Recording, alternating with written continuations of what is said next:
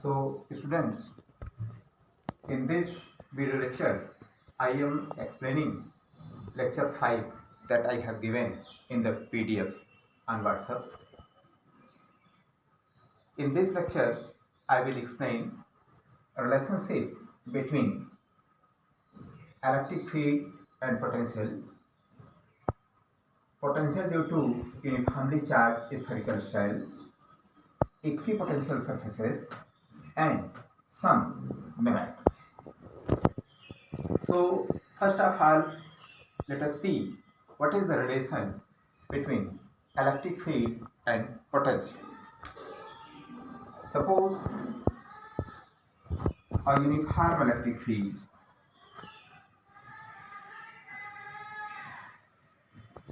E. Consider 2 points A and B in the field. Suppose the potential difference these 2 points is delta V and the separation between these 2 points is delta X. Suppose an external agent takes charge Q0 from point A to point B, then the force exerted by the external agent will be in this direction and the force exerted by the electric field is in the direction of electric field.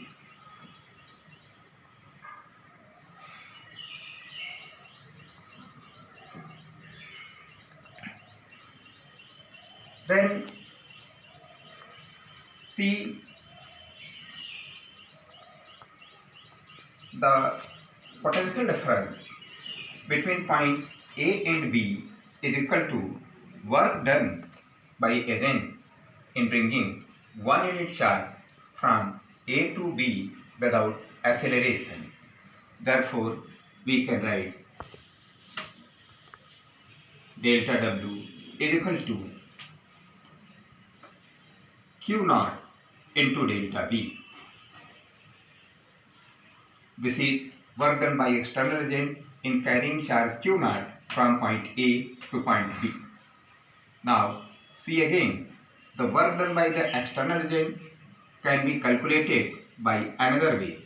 Delta W is equal to force of external agent dot dx. The force due to external agent and displacement are in same direction, so this becomes F external dx. Since F external is equal to minus F internal, which is equal to minus Q naught into E, therefore delta W is equal to minus Q naught E dx. This is second. We have calculated the work done by external agent in taking charge Q naught from point A to point B by 2 ways. From equations first and second,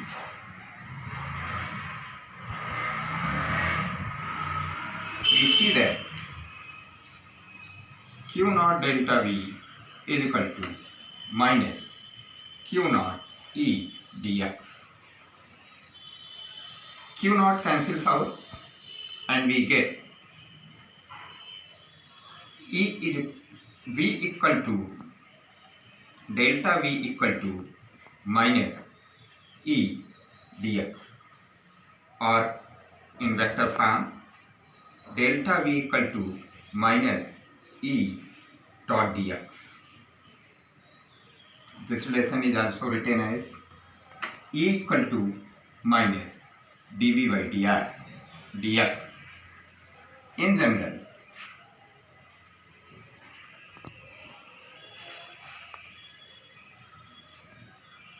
E is equal to minus dV by dr. So, the quantity dV by dx or dV by dr is called potential gradient. Potential gradient is electric field actually. Here you can see another unit of electric field, volt upon meter.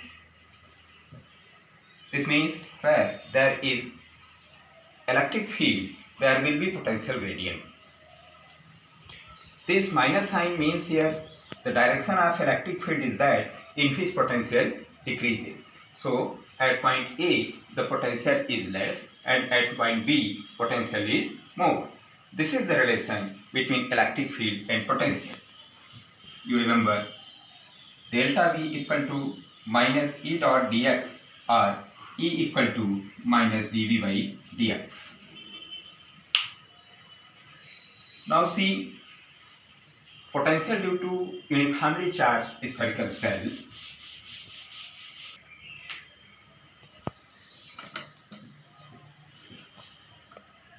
Potential due to uniformly charged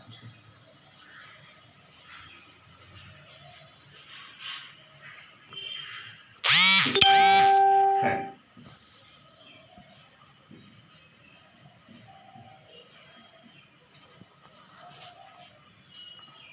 When external charge is given to a spherical cell, it resides entirely over its outer surface. And we have seen for a point lying outside the surface of the cell or on the surface of the cell, the charge distributed over its surface behaves as if it is placed at the center of the cell.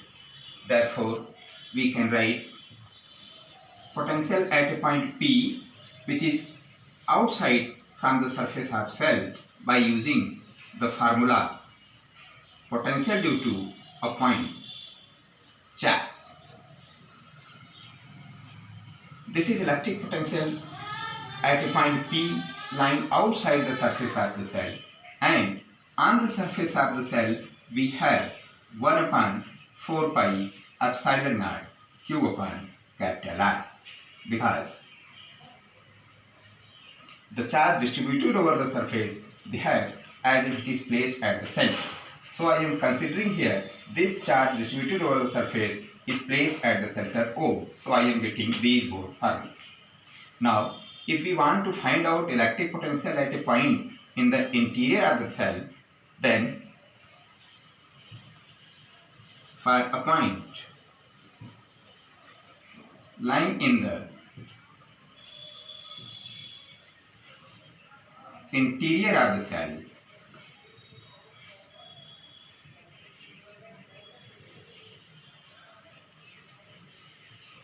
since dV equal to minus E dot dr,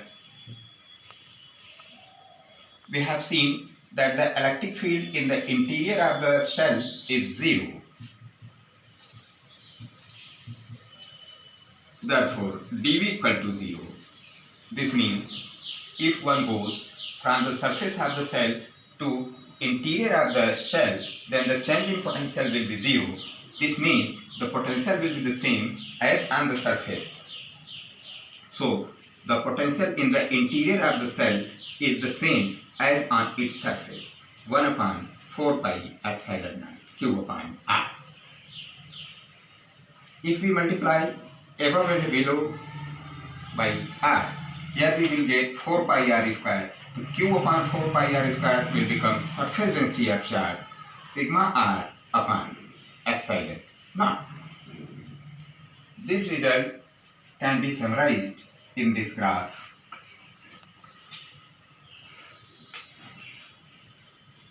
The potential remains constant from center to surface, and beyond the surface it becomes inversely proportional to the distance from the center. Equipotential surface. An equipotential surface is a surface of constant potential. This means all points lying on an equipotential surface have the same potential. So, if a charged particle is moved from one point to another on an equipotential surface, then the work done in this process will be 0. See, equipotential surface due to an isolated point charge.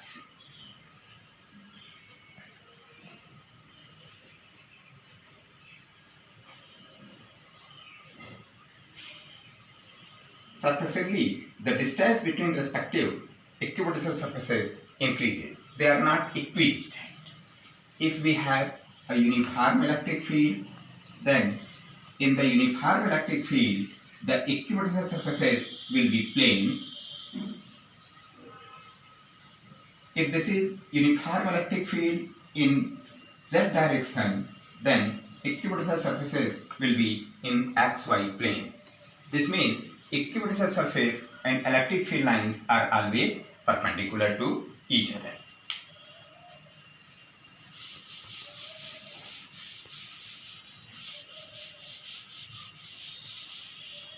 Let us see some questions that are given in PDF file number 5, which is given by the name lecture 5.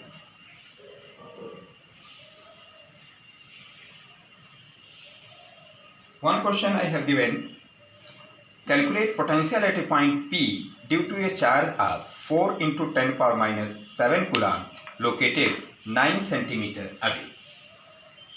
Question 1 A. Calculate potential at a point P due to a charge of 4 into 10 power minus 7 coulomb located 9 centimeter away. The charge producing electric field potential is called source charge. Here it is given R equal to 9 centimeter, Q equal to 4 into 10 to the power minus 7 coulomb,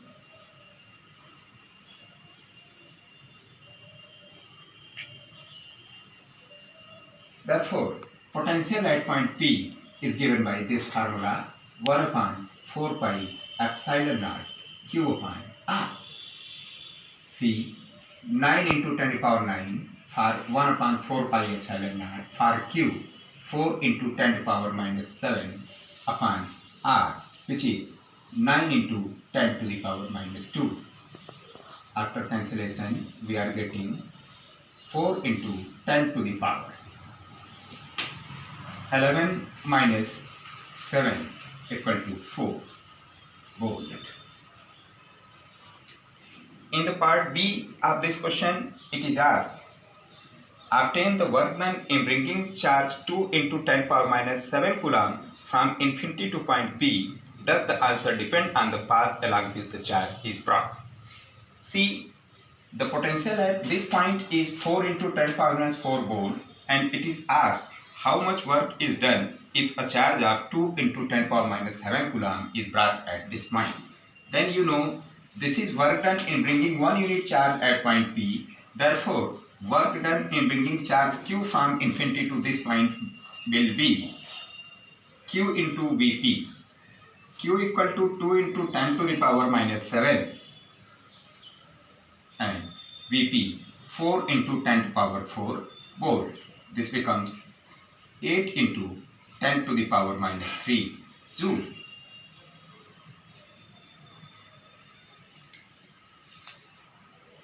In the question number 2,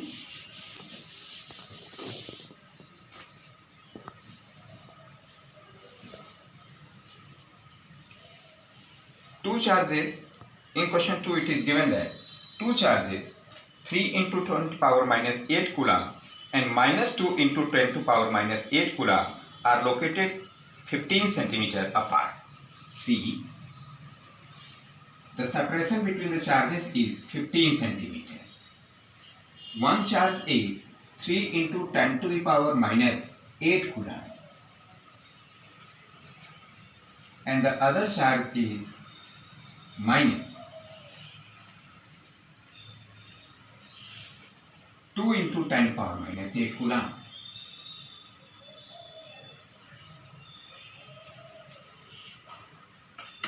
At what point on the line joining the two charges the electric potential is 0? Take the potential at infinity to be 0.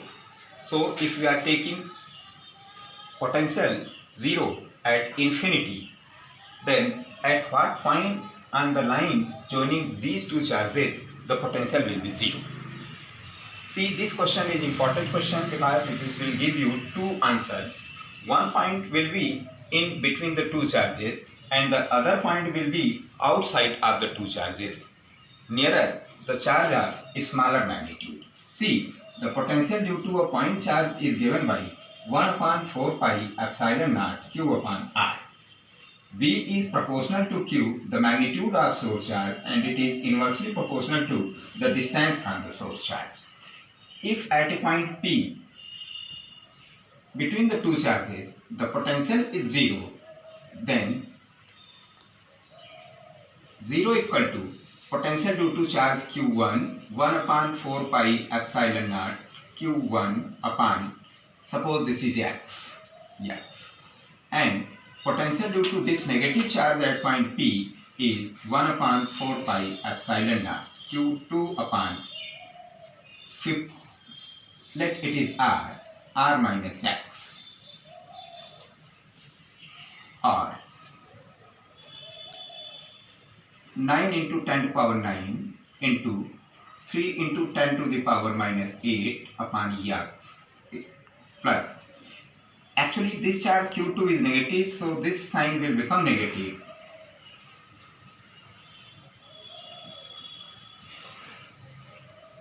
Upon R minus X. Transfer.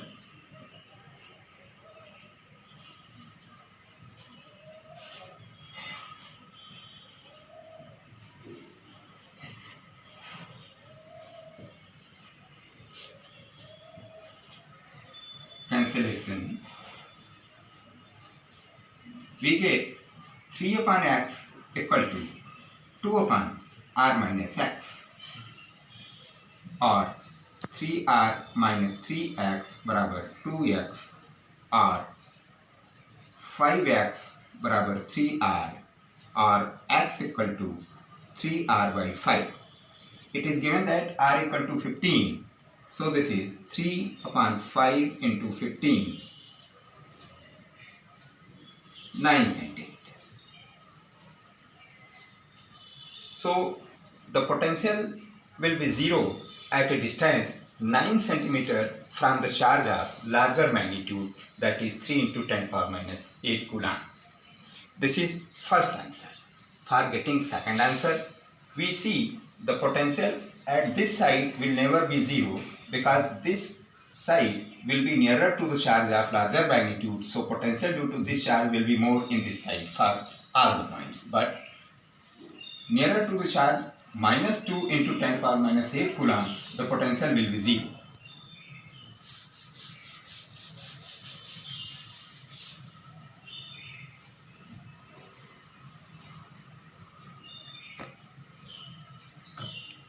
Now suppose this is a point Q at a distance X away from the charge Q2, and potential at this point is 0.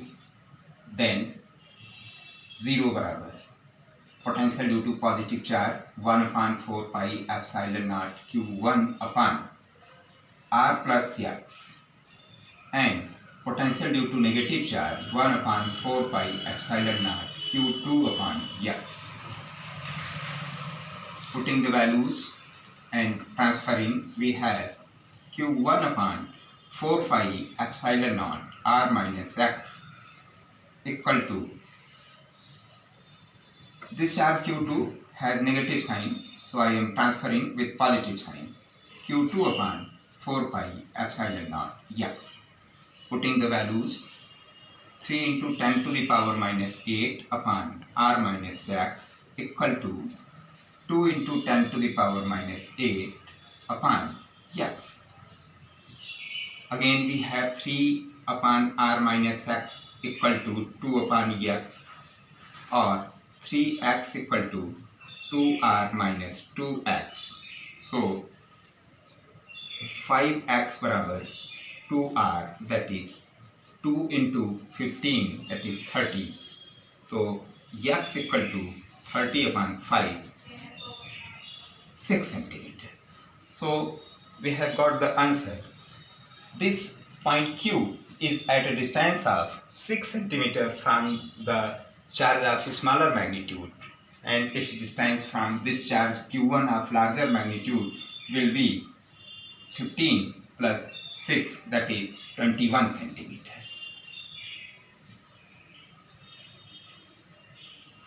Okay.